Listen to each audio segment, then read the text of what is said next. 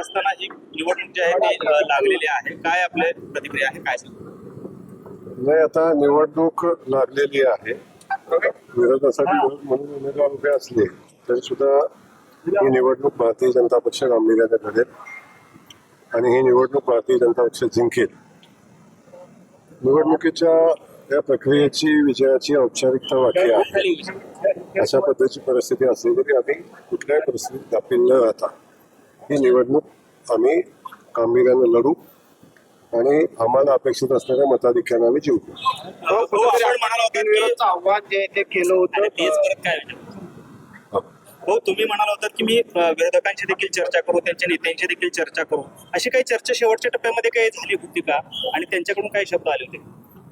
नाही, अशी ज्या ज्या लोकांना बोलणं अपेक्षित होतं त्या लोकांना बोललो. काही लोकांशी कॉन्टॅक्ट झाला नाही किंवा काही लोकांशी कॉन्टॅक्ट करावं असं मला वाटलं नाही. अशा लोकांशी बोललं असेल पण तो बहुतांश लोकांनी बघितलं आपण की उमेदवारी मार्ग घेतलेली आहे आणि ते सगळे भारतीय जनता पक्षासोबत राहून भारतीय जनता पक्षाच्या उमेदवारांना जिंकण्यासाठी सगळे मिळून प्रयत्न करतात.